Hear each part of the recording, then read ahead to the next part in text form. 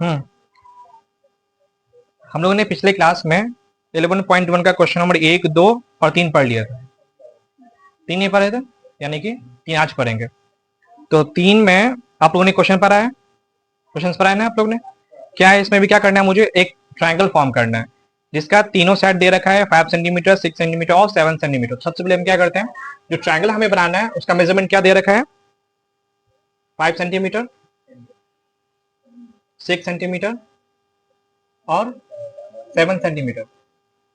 आपको पिछले क्लास का बेसिक बात याद होगा कि जो ट्राइंगल हमें फॉर्म करना है, उस ट्राइंगल में जो सबसे बड़ा साइड होता है उसको क्या मेजर करते हैं हम लोग, क्या मानते हैं, जो बड़ा साइड है उसको हम बेस मानते हैं। ठीक है, यानी कि 7 सेंटीमीटर हम स्केल जो खींचेंगे मेजरमेंट लेंथ, वो किससे होगा, हमारा स्केल से होगा। यानी कि 7 सेंटीमीटर। मैं थोड़ा बड़ा बना रहा हूँ, ठीक है, देखना ध्यान से, मैं यहाँ स्केच कर रहा हूँ, आप लोग क्लियर खींचेंगे कॉपी पे। ये हमारा 7 सेंटीमीटर का बेस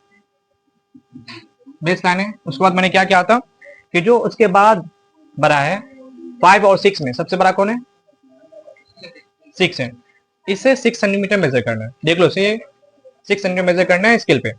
6 सेंटीमीटर मेजर करोगे, उसको ए या बी पर रख के आप आर खींचो ऊपर की तरफ, खींच लिया आपने। 7 का काम कर लिया है, 6 का काम कर लिया, अब बचा क्या, 5 का। तो फिर इसी तरह 5 मेजरमेंट करोगे, इसका लेंथ लोगे 5 सेंटीमीटर। उसके बाद जब ए पे आपने कर लिया है तो बी पे लेना, उस तरह से क्रॉस काटना, कट गया है ना। उसको क्या करोगे, ये पॉइंट हमारे क्या निकला, सी। सी से ए मिला देंगे, सी से बी मिला देंगे, ये आपका ट्राइंगल फॉर्म हो गया है।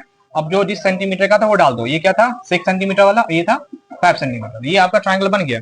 आगे कर रहा है कि इस ट्राइंगल का आपको एक सिमिलर ट्राइंगल खींचना है जिसका साइड कैसा होना चाहिए, 7.5 टाइम्स क्या होना चाहिए, 5 गुनी होनी चाहिए। तो इसके बाद का स्टेप क्या था कि हमको अब राइट एंगल ट्राइंगल बनाना है ए पे, इसकी तरफ नीचे की तरफ आपने एक आर्क खींचा। आर्क खींचने के बाद यहाँ से हम क्या करते हैं, इसके हेल्प से बनाना है, चांद से नहीं बनाना, ठीक है, कंपास ये क्या बोलते हैं, प्रोटेक्टर से नहीं बनाना। ये 6 सेंटीमीटर का कहा जाता है कि एक्यूट एंगल बनाओ। कहा जाता है कि जो आप आगे का जो प्रोसेस करेंगे तो ए पे एक्यूट एंगल बनाना है। तो एक्यूट एंगल बनाने में सबसे जो आसान होता है स्टेप वो होता है 60 डिग्री बनाना। तो 60 डिग्री इसलिए रिकमेंड किया जाता है कि बच्चों को 60 डिग्री बनाओ। बाकी आप 30 बना सकते हो, 45 भी बना सकते हो, लेकिन इसमें बहुत ज्यादा स्टेप्स होते हैं इसके, इसलिए नहीं करते, इसको रिकमेंड नहीं करते हम लोग। 60 डिग्री एंगल बनाएंगे। तो बात समझ में आई। कहा यह जाता है, ये जरूरी नहीं कि 60 ही बनाना है, जरूरी ये है कि हम ए पे एक्यूट एंगल बनाएंगे। और एक्यूट 0 से 90 के अंदर तक कोई सा भी एंगल बनाओ, लेकिन हम 60 डिग्री इसलिए रिकमेंड करते हैं कि वो बनाना इससे आसान है। एक बार आग खींचा होता है और एक बार काटना होता है, 60 बन जाता है। तो ये जो आपने खींचा है 60 डिग्री का, इसको एक माने। उसके बाद क्या है, अगला स्टेप क्या बताया था क्वेश्चन नंबर 2 में, फिर इन दोनों में जो सबसे बड़ा साइड, जो सबसे बड़ा वैल्यू है, यानी 7 और 5 में सबसे बड़ा क्या है, 7 है, चाहे वो न्यूमरेटर में हो या डिनोमिनेटर हो, ये फर्क नहीं पड़ता है। आपको जो बड़ा नंबर है 7 है, तो 7 टाइम्स एक्स को काटो, इससे काटना, इसका लेंथ आप अपने हिसाब से एडजस्ट कर लेना। 1 टाइम्स काटा, 2 टाइम्स, 3, 4, 5, 6, 7 सबका। उसके बाद नेमिंग करना, A1 बोलो, A2, A3, A4, A5, A6, A7। उसके बाद तो याद होगा कि लास्ट A7 पॉइंट को हम B से मिला देंगे। किससे मिलाएंगे, किससे मिलाएंगे, स्केल से मिलाएंगे, ठीक है। इसके बाद का प्रोसेस क्या आता है कि सबसे लास्ट वाले पॉइंट से, यानी कि A7 से, इसके थ्रू आपको आर खींचना है, जिसमें क्या हो, AX वाला कटे और B7 वाला, B और 87 वाला लाइन कटे। मान लो चलो ये इस तरह से आपने काटा, इस नेल को कहाँ रखोगे, A7 पर रख के इस तरह से आर खींचोगे। उसके बाद क्या बताया था आपको, एक 6 पे नहीं रखना है। अब देखो इन दोनों में छोटा पॉइंट कौन है, 5 है, तो इसी को सेम लेंथ, ध्यान सुनो, ये सेम लेंथ होना चाहिए, इससे सेम लेंथ होना चाहिए। A5 पे डालो, A5 पॉइंट आपका ये रहा, जितना लेंथ का आपने यहाँ आर्क खींचा उतना ही लेंथ का आपको आर्क यहाँ भी खींचना, इस तरह से खींच दिया। आप इसके लेंथ को मेजर करो इनसे, इसके लेंथ को आप मेजर करो इनसे।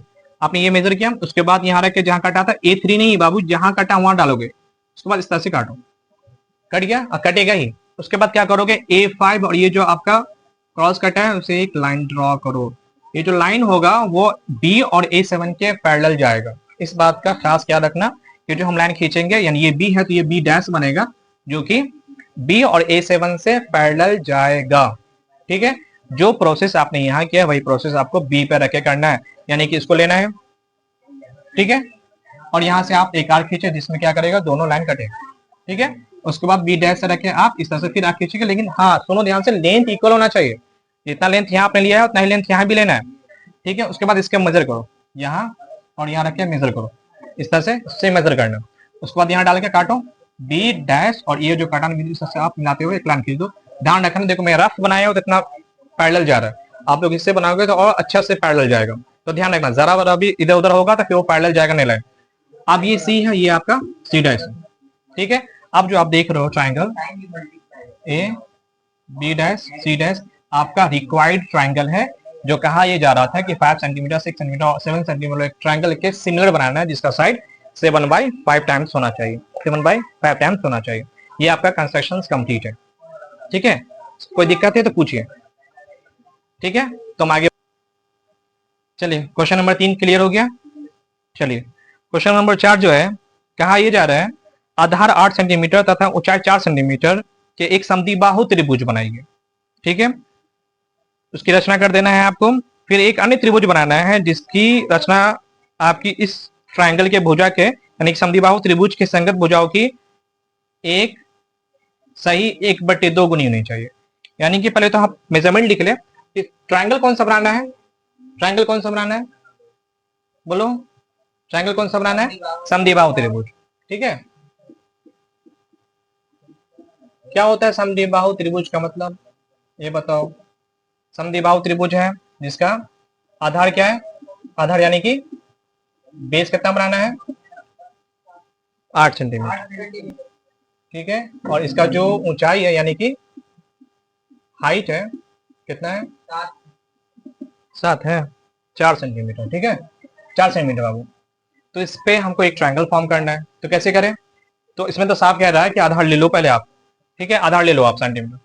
तो मैंने एक आधार लिया, क्या ये ए भी नाम डाल दो। ये कितना सेंटीमीटर है, 8 सेंटीमीटर।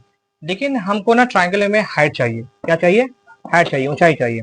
तो ऊंचाई कैसे होता है पता है ना, बिल्कुल परपेंडिकुलर होता है, ठीक है। देखिए इससे हम परपेंडिकुलर खींचेंगे ऐसे, तो हम क्या करेंगे, बड़े ध्यान से सुनो। इस ए बी लाइन को हम बाइसेक्ट करेंगे, बाबू देखना ध्यान से। ए बी लाइन को बाइसेक्ट करेंगे, इसलिए करेंगे कि आपका भी यूज होगा कि एक लाइन को हम बाइसेक्ट कैसे करते हैं। बाइसेक्ट का मतलब क्या होता है, 2 बराबर भाग में बांटना। अब देखो 2 बराबर भाग में कैसे बांटा जाता है। तो हाँ, इसके लिए आपको ये लेना होगा, बोलो ये क्या है, ये कंपास। इससे आपको बाइसेक्ट करना है। तो उसको क्या करोगे, इस फुल लेंथ लो, ठीक है। इस नेल को जो है ए पे बैठाना, ध्यान से देखो कैसे बताना स्टेप। ए पे बैठाना और पेंसिल को बी पे ले जाना। अगर बहुत ज्यादा लेंथ हो जा रहा है तो आप ना अंदाजा से आधा से ज्यादा लेना। इसको तो फिक्स कर देना, ये जो आपका नेल है कंपास का, इसको ए पे फिक्स कर देना। उसके बाद इसको मूव करना, इसको मूव ऐसे करना है कि हम आधा से ज्यादा ले, क्या ले हम, आधा से ज्यादा। या फिर फुल ले लो, छोटा लेंगे तो फुल ले लो, फुल जा रहा तो ठीक है, नहीं तो आधा से ज्यादा लो। उसके बाद ऊपर की तरफ पार खींचना और नीचे की तरफ पार खींचना, ठीक इसी तरह इसको रिवर्स कर दो। रिवर्स का मतलब ये, जब इसका कंपास का नेल हमारा ए पे था तो इस कंपास का नेल अब हमारा बी पे चला जाएगा, ठीक है। और हाँ, इसको मूव बिल्कुल मत करना, एक बार काटने में मूव नहीं करना है, बिल्कुल फिक्स होना चाहिए। फिर ऊपर की तरफ पार खींचो और नीचे की तरफ पार खींचो, ये देख रहे हो 2 कटान। उसके बाद स्केल के थ्रू आप इस पे एक लाइन खींच दो, इस तरह से मिलाते हुए एक लाइन, देख रहे हो सीधा जा रहा है। यहां से निकल के आएगा हमारा क्या, हाइट निकल के आएगा। अब क्या करना है, हाइट हमको कितना लेना है, 4 सेंटीमीटर। ध्यान से देखो यहाँ कितना लेना है, 4 सेंटीमीटर। स्केल पे 4 सेंटीमीटर से मेजर करना है, क्योंकि आपको ऐसे नॉर्मली रख के ऐसे 4 सेंटीमीटर नहीं काटना, स्केल रख के गलत हो जाएगा। इसे मेजर करना है यहाँ से, ठीक है। आपको बता रखा है मैंने बेसिक क्लास में कि किस तरह से उसको मेजर किया जाता है। मेजर करने के बाद इस नेल को यहाँ जो काटा, मिसाल के तौर पर हम इसको एम मान लेते हैं, इस नेल को आप एम पे रखोगे, उसके बाद इस तरह से काटोगे। ये जो कटेगा ये मान लो आपका सी पॉइंट है, और ये क्या है, हाइट इसका 4 सेंटीमीटर। अब क्या करना है, जैसे पीछे करते आ रहे कि सर ए को सी से मिला दीजिए, बी को सी से मिला दीजिए, ए को सी से मिला दीजिए और बी को सी से मिला दीजिए। अब देखो तो जो आपको फिगर दिख रहा है बेसिक क्या, एक ट्रायंगल दिख रहा है कि नहीं, ट्रायंगल तो दिख रहा होगा। उसके बाद देखो एसी और बीसी को जो मेजर करोगे, दोनों का जो लेंथ है बिल्कुल इक्वल है, दोनों जो साइड है उसकी जो वैल्यू होगी बिल्कुल सेम होगी। और आप जानते हो समद्विबाहु त्रिभुज में क्या होता है, समद्विबाहु त्रिभुज में क्या होता है, सम मतलब बराबर, द्वि मतलब 2, बाहु मतलब हो जाए, यानी कि 2 बराबर भुजा वाला जो ट्रायंगल होगा वो हमारा समद्विबाहु त्रिभुज कहलाएगा, ठीक है। ट्रायंगल तो बन चुका है, उसके बाद का जो प्रोसेस है वो यही है कि ए पे हमें एक्यूट एंगल बनाना है, यानी कि न्यून कोण बनाना है। तो न्यून कोण बनाने से बेहतर हमने क्या बताया था, क्या बनाना है न्यून कोण में, हमको 60 डिग्री एंगल बनाना है। काट के इस तरह से खींच दोगे, ये आपका 1 होगा। अब देखो साइड का कितना टाइम्स कैरा लेने के लिए, 1 होल 1/2, 1 होल 1/2 टाइम्स कैरा लेने के लिए पहले इसको आप प्रॉपर में तोड़ो। 2 1 2 1 3, 3/2 आया। 3/2 में मैंने क्या बताया था, जो सबसे बड़ा साइड होगा, जो सबसे बड़ा मतलब वैल्यू होगा 2 और 3 में, 2 3 में फिर तो इस एक्स को 3 टाइम्स काटूंगा अपने मन से, अब लेंथ मेजर करके 1 2 3 यानी A1 A2 A3। उसके बाद क्या करते हैं हम लोग, A3 को 20 में, बिल्कुल सेम जाएगा, इसलिए फटाफट बोलो इसके बाद का जो स्टेप जो भी है, A3 B को A3 से मिला दिया। उसके बाद का प्रोसेस सेम है कि हम A3 पर रखेंगे और इस तरह से काटेंगे, क्योंकि अब हम ज्यादा वक्त लेंगे नहीं, क्योंकि सेम प्रोसेस चीज हो रही है।